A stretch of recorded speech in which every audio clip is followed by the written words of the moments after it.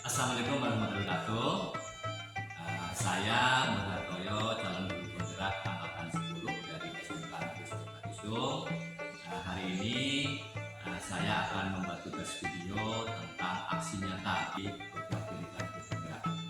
Hari ini saya akan mengobservasi rekan sejawat saya, yaitu Pak Reza Gunawan, guru mata pelajaran kimia. Silakan Pak Reza untuk memperkenalkan diri. Baik, terima kasih. Assalamualaikum warahmatullahi wabarakatuh. Perkenalkan, nama saya Reza Gunawan.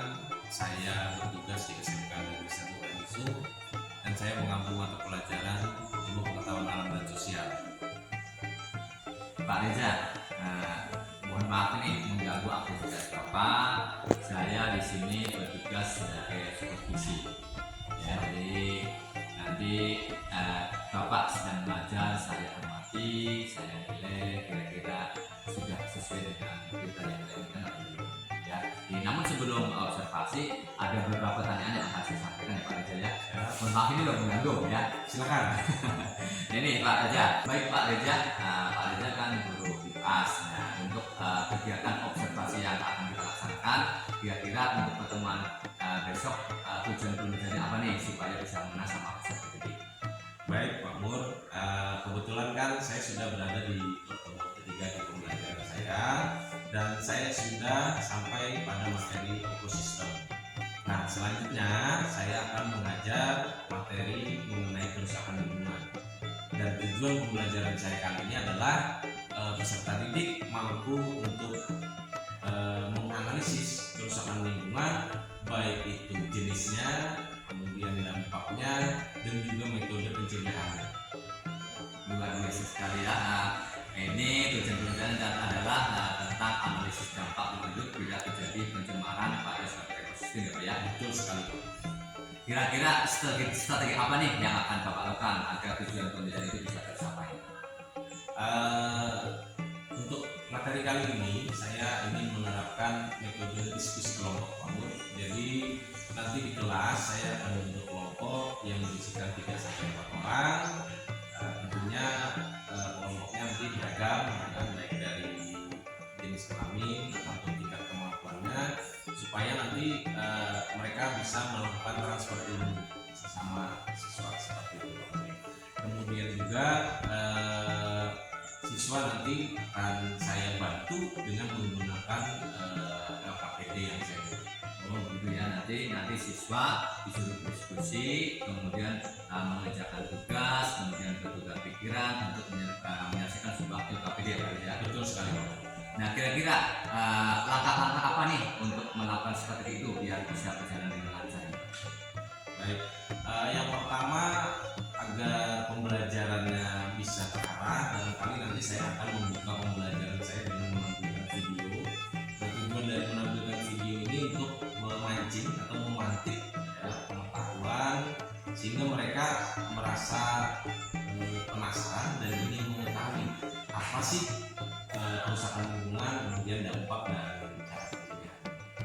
Jadi nanti siswa ditampilkan video untuk mengamati sebagai pemantik ya Pak Reza ya. Terus kami mau luar biasa ini kita diskusi, kemudian menyelesaikan LKPD yang akan kita kerjakan.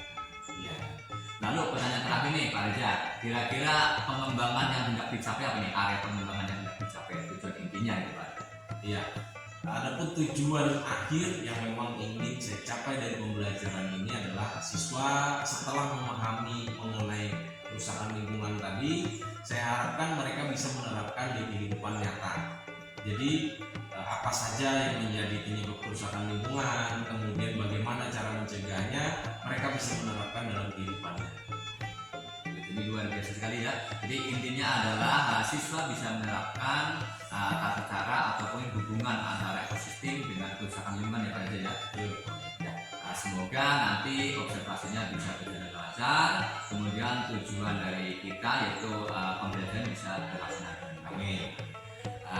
Baik, ini adalah percakapan Pak observasi di tugas kami, di tugas modul 2.3 tentang coaching dengan rekan sejawat. Terima kasih. Assalamualaikum warahmatullahi wabarakatuh. Assalamualaikum warahmatullahi wabarakatuh. Waalaikumsalam warahmatullahi wabarakatuh. Terima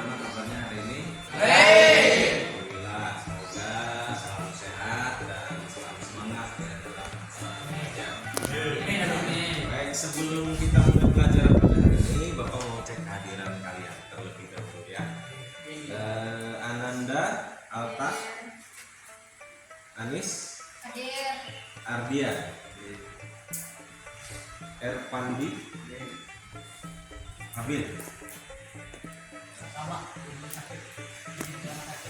Oke, Nia, Rifan Sambani.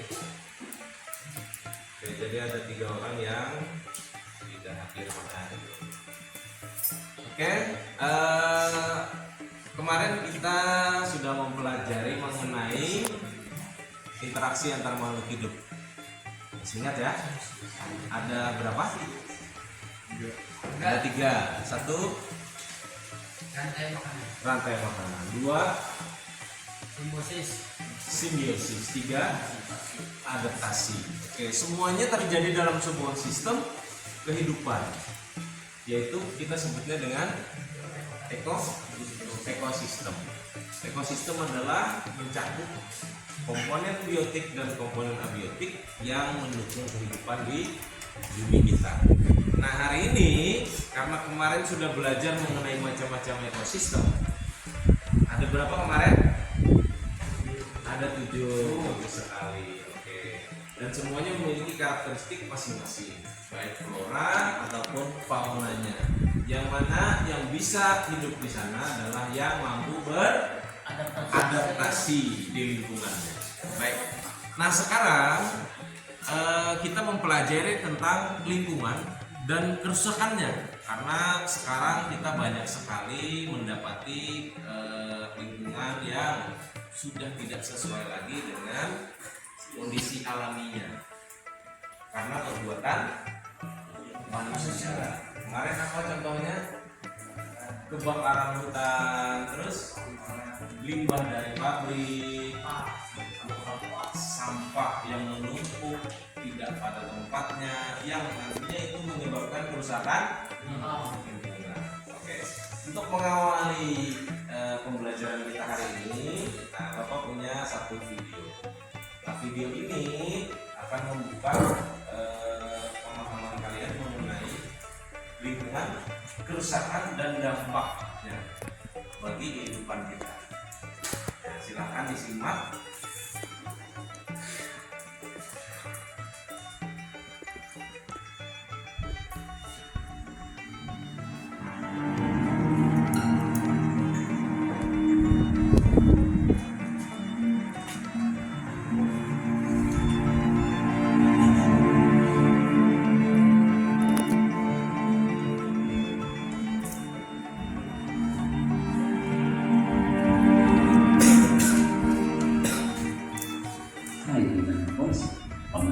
Bersama saya Saputra. Pernahkah kita berpikir tentang bencana yang sudah di Indonesia? Kerap sekali berbagai bencana melanda Indonesia, misalnya saja tanah hutan di Kalimantan, Italia, banjir di berbagai daerah, longsor dan gunung api, masih banyak bencana lainnya. Tahukah kalian kenapa hal tersebut terjadi? Dan ini dikarenakan adanya dampak kerusakan alam, ekosistem yang sudah tidak seimbang lagi, menjadikan lingkungan sudah tidak ramah lagi. Karena lingkungan sudah banyak dirusak.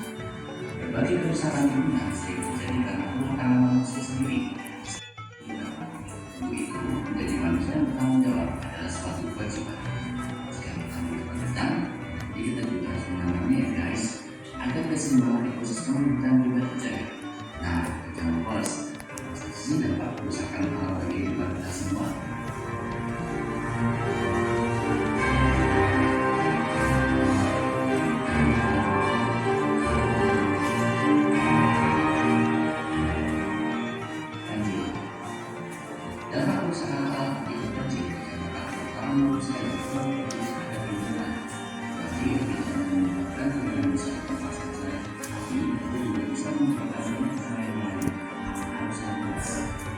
Biasanya disebabkan oleh sama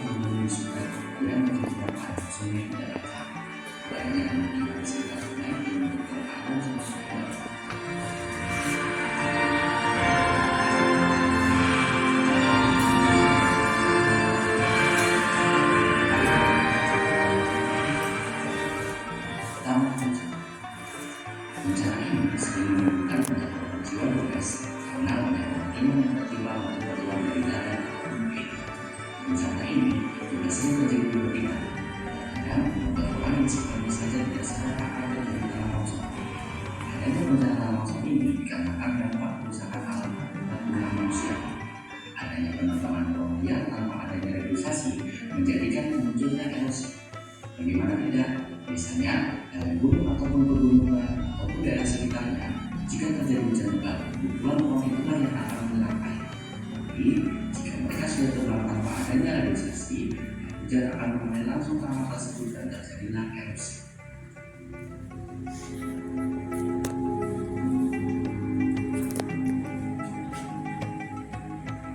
Terus bisa memberikan informasi kepada kalian semua.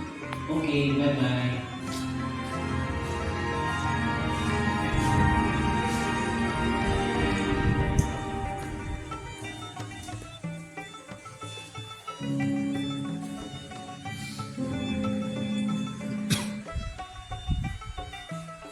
Oke, tadi dari video kira-kira apa yang bisa ditangkap? Videonya mengenai apa? Mengenai kerusakan lingkungan. Akibat apa? Akibat perbuatan manusia.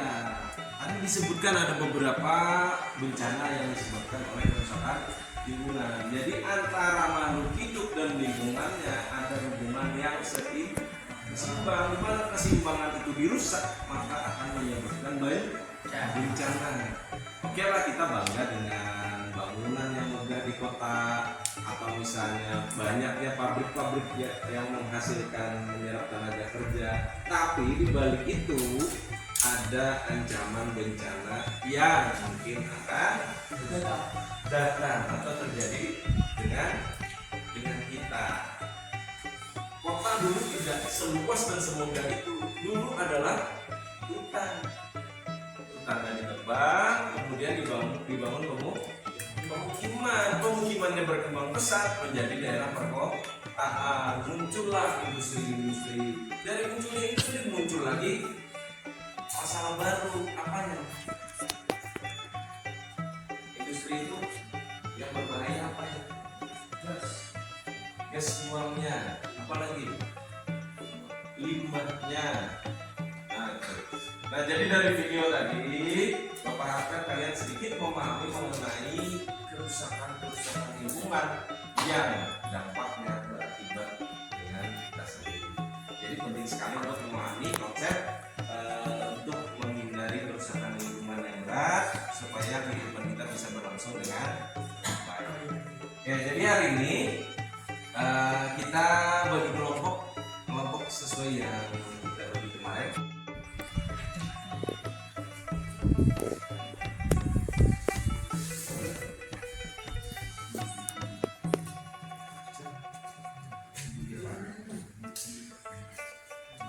Kenapa ini keluarga ini momennya rendah karena cepat diskusi.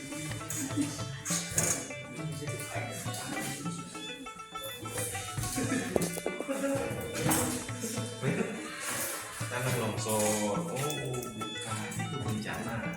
Yang dimaksud jenis kerusakan itu misalnya pencemaran. Kalau pencemaran tanah, contohnya pencemaran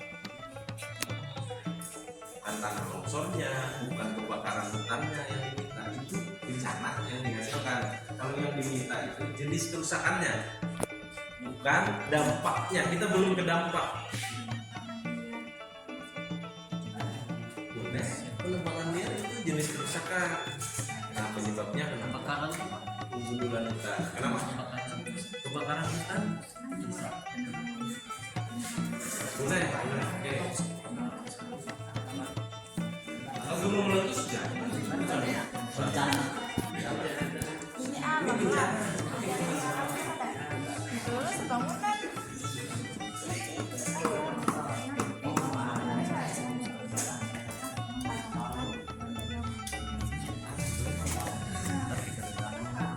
Tapi juga penerbangan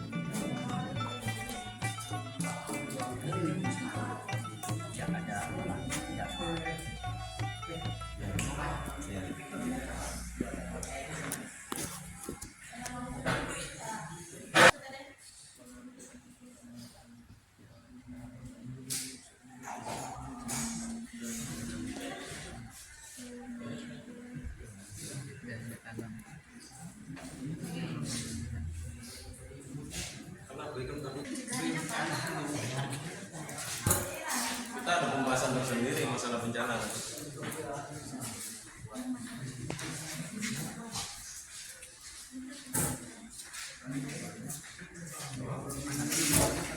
Pemanasan global.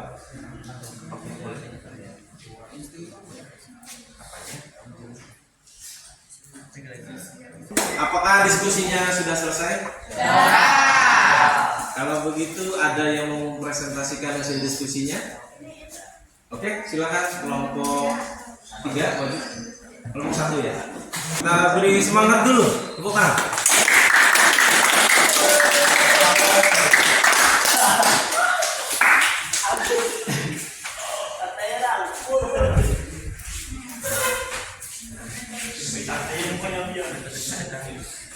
Assalamualaikum warahmatullahi wabarakatuh. Waalaikumsalam warahmatullahi wabarakatuh.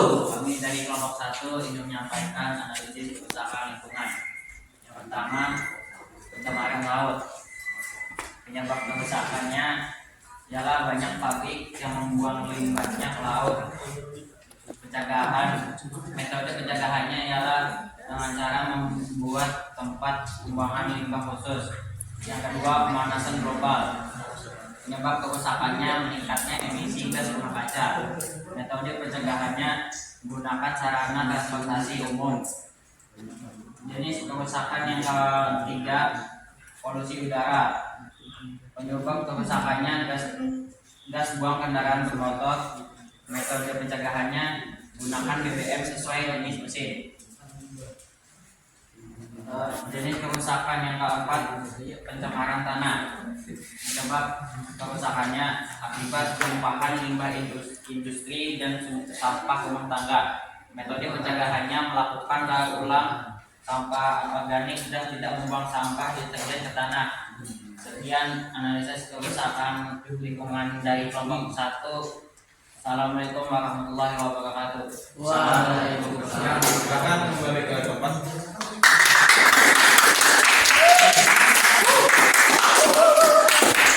Oke, dari hasil diskusi tadi, analisis kerusakan lingkungan, kira-kira apa yang bisa kamu simpulkan dari diskusi kita? Jangan merusak alam. Oke, 1, jangan merusak alam dengan cara bertindak berlebih. 2,